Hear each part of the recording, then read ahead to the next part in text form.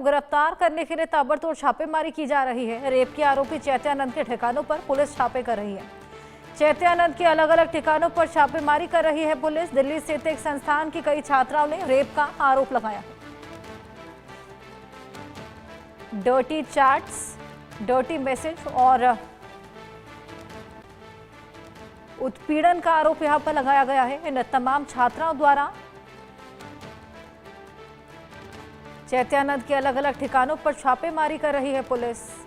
दिल्ली स्थित एक संस्थान की कई छात्रा जिन्होंने ये आरोप लगाया है, तमाम ठिकाने जो चैत्यानंद से जुड़े हैं वहां पर ये ताबड़तोड़ छापे देखे जा रहे हैं। हालांकि कब चैत्यानंद की गिरफ्तारी होगी ये बेहद बड़ा सवाल। लगातार उसको ट्रैक करने की तमाम कोशिशें।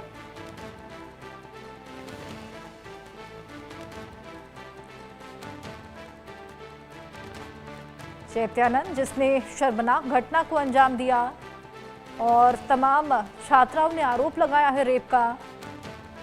अब दिल्ली स्थित एक संस्थान है जहां पर इस गंदी करतूत को इसने अंजाम दिया था और अब रेप के आरोपी चैत्यानंद के ठिकानों पर पुलिस लगातार छापे कर रही है। अलग अलग ठिकानों पर छापेमारी पुलिस की लगातार जारी है। हालांकि चैत्यानंद को ट्रैक करने की भी तमाम कोशिशें लगातार की जा रही हैं। आइए और बातचीत करें इसको लेकर। हमारे साथ चैत्यानंद का पूर्व छात्र जुड़ गया है। बहुत स्वागत है आपका। आप उनके छात्र रहे हैं, ऐसे में क्या कुछ आपने उनसे सीखा था? किस तरीके का रवैया उनका रहता था? क्या कुछ लेसन्स वो आपको देते थे? जी नमस्कार। मैं आपको बताना चाहूँ उस इंस्टीट्यूट का मैं स्टूडेंट रह चुका हूँ और हालांकि मैं भी पीजीडीएम कोर्स करने के लिए वहाँ पे गया हुआ था और वहाँ पे चीज़ें जो शुरुआत में हमें एडमिशन के टाइम पे बताई जाती थी वो बोला जाता कि आपको एक अच्छा इंस्टीट्यूट है, यहाँ का एनवायरनमेंट बहुत अच्छा है, आपकी प्लेसमेंट काफ़ी अच्छी होगी, यहाँ पे बड़ी बड़ी कंपनियों में आपको प्लेसमेंट होगा, आपको इंटर्नशिप के लिए आपको फॉरेन भेजा जाएगा, आप अपना पासपोर्ट तैयार कर लीजिए। और ड्यूरेशन जब एडमिशन का ड्यूरेशन होता था उस टाइम पे हमारे ओरिजिनल डॉक्यूमेंट जो है वो सबमिट कर लिए जाते थे। तो ये सारी चीजें हमें बाद में पता लगे कि वहां पे जो चीजें बताई जा रही हैं वो एक्चुअल में ऐसी बातें हैं ही नहीं। उसके बाद हमारे सारे डॉक्यूमेंट 10, 12, ग्रेजुएशन की मार्कशीट, पासिंग सर्टिफिकेट साथ ये इनके पास होता था। उसके बाद बच्चों को फंसाया जाता था, गुमराह किया जाता था और जब एडमिशन ले लेते थे फीस सबमिट हो जाती थी, उसके बाद पता लगता था वहां पे ऐसा कुछ है ही नहीं।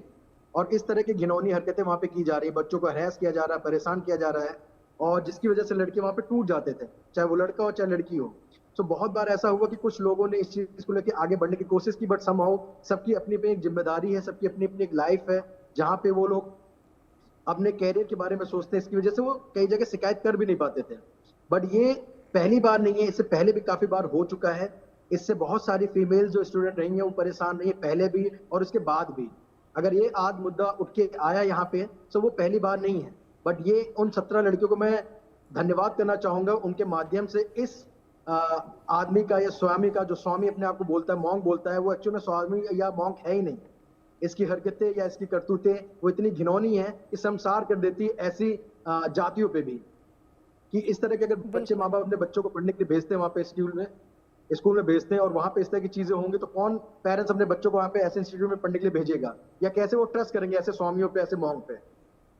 बिल्कुल। जब आप वहाँ पर पढ़ाई करते थे, लेसन्स लिया करते थे, तो क्या आपको उनके हाव भाव से या फिर उनकी बातों से कुछ ऐसा एहसास होता था कि इस तरीके के डर्टी मैसेजेस ये कर सकते हैं, छेड़खानी कर सकते हैं, इस तरह की करतूतों को अंजाम दे सकते हैं? देखिए मैं इस पे एक जवाब देना चाहूंगा कि हालांकि जब शुरुआत में जब हमें पता लगा ये किसी मॉन्क का है, किसी संत का, साधु का है, ये इंस्टीट्यूट है या चेयरमैन है, तो मुझे लगा कि यहाँ पे एजुकेशन सिस्टम या फिर यहाँ का कल्चर, एनवायरनमेंट काफी अच्छा होगा। हालांकि उस स्कूल में, कॉलेज में देखा जाए तो वहाँ पे 160 से ज्यादा कैमरे लगे हुए हैं जहाँ पे हर एक एंगल पे बच्चों को ऊपर निगरानी रखी जाती थी। उसका एक्सेस जो है वो आईपैड में होता था, स्वामी के आईपैड में होता था। और उसके बाद जब चीजें हुई तो वो चीजें निकल के कुछ और ही आई हैं।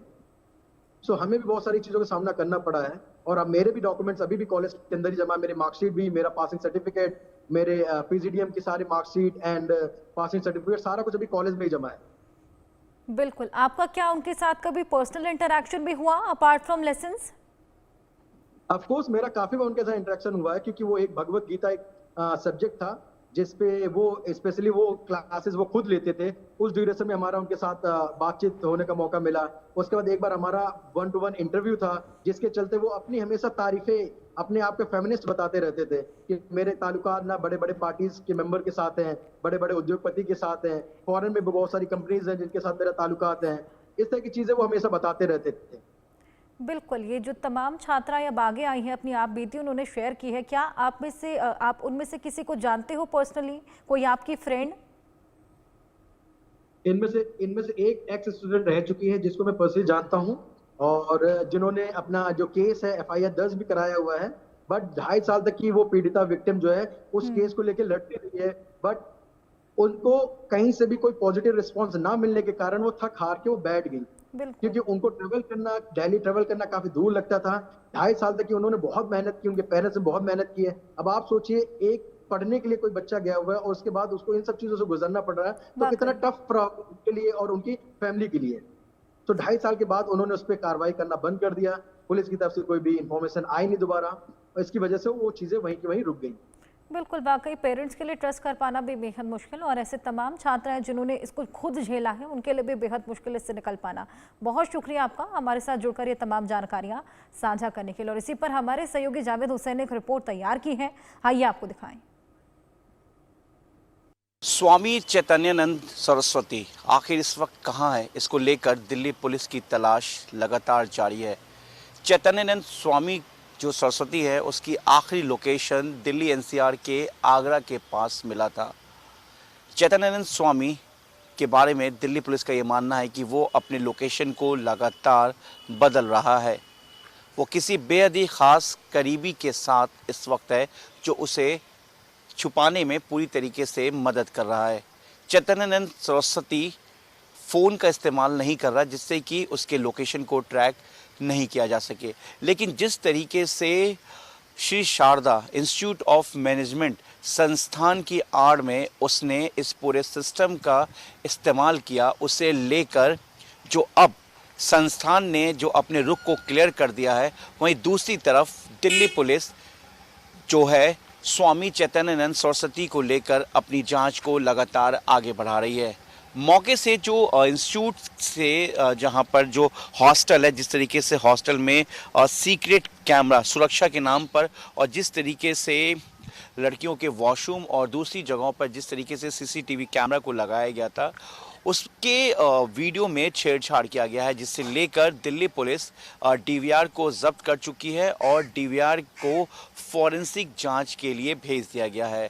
दूसरी तरफ जो लड़कियां थीं, लड़कियों के फ़ोन को भी देखा गया दिल्ली पुलिस की तरफ से, जिसके 50 से ज़्यादा लड़कियों के जो मोबाइल के जो वीडियोस थे, जो चैट थे, उनको पूरी तरीके से डिलीट कर दिया गया।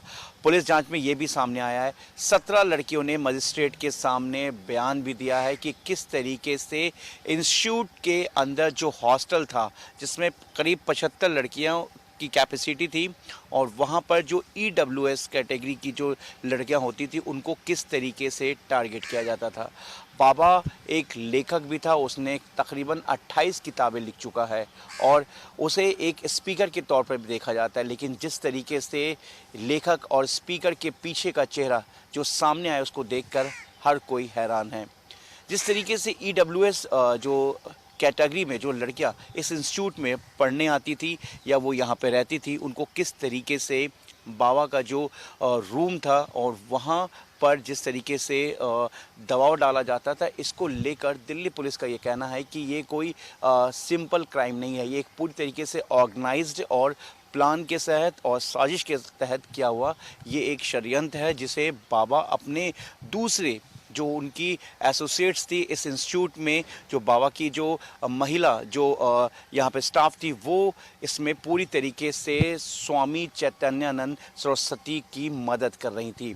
जिस तरीके से लड़कियों के बयान को दिल्ली पुलिस ने पूरी तरीके से रिकॉर्ड किया है, स्टेटमेंट को जो दिल्ली पुलिस ने पूरी तरीके से दर्ज किया, उसके बाद मजिस्ट्रेट जिस तरीके से इस पूरे मामले में जो है इस इंस्टीट्यूट को लेकर जो है पूरी तरीके से यहाँ पे जो है इस पूरे मामले की जांच कर रही है, उसमें इस तरीके के खुलासे सामने आए हैं। और जिस तरीके से दर्ज एफआईआर में जो लड़कियों ने खुलासा किया है, वो कहीं ना कहीं रोंगटे खड़े कर देने वाले हैं। दिल्ली पुलिस इस पूरे मामले में लेकर स्वामी चैतन्यानंद सरस्वती को लेकर तलाश कर रही है और इसको लेकर दिल्ली से सटे हरियाणा, उत्तर प्रदेश, उत्तराखंड और साथ ही जो है उत्तर प्रदेश में दिल्ली पुलिस चैतन्यानंद सरस्वती की तलाश कर रही है। हालांकि इस पूरे मामले में जो है गुरुवार को मैनेजमेंट की तरफ से ये रुख साफ कर दिया गया और उन्होंने ये कहा कि बाबा जो है वो शोषण करता था। लेकिन सबसे बड़ी बात ये है कि आखिर सिर्फ इस तरीके से कह देने से और पल्ला झाड़ लेने से क्या मैनेजमेंट को इस बारे में पहले से पता नहीं था?